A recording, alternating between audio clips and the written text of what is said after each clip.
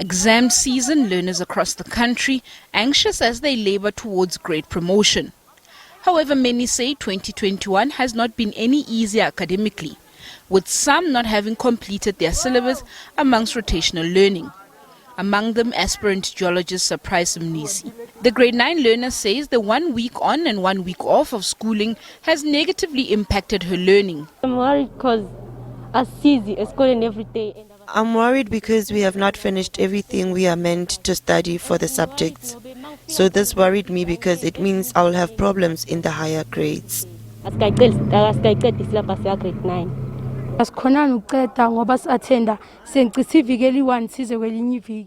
We come to school for 1 week and stay home for another week. Even if we come in a week, we don't always get work done. This is a problem because we have not finished the syllabus. Mnisi is among thousands of learners who will sit for control tests. The Department of Basic Education says with schools at different stages of syllabus completion, school management will have to determine if learners write full-blown year-end exams or sit for control tests in order to be promoted to the next grade. We were experiencing a situation where some learners were attending school on a rotational approach or rotational timetabling, whereas other schools were able to receive all their learners at once. So those schools were able to cover the curriculum and they could proceed with the full-scale exams, but the department has advised all schools to use controlled tests, which are similar in nature in terms of the assessment regime that has to be in place in a school. But it will be based on what each school would have done.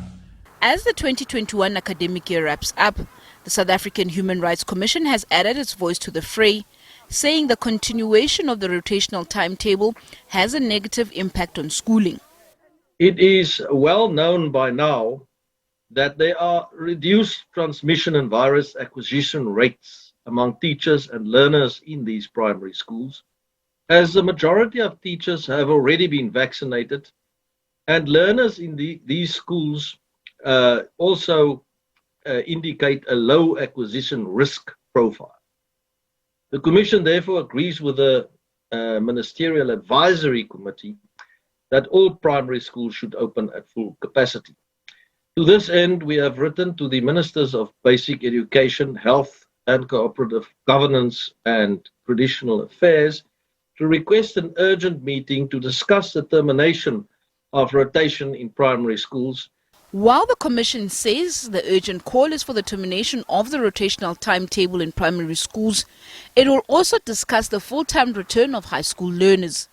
Mahlako Komane, SABC News, Motse in Limpopo.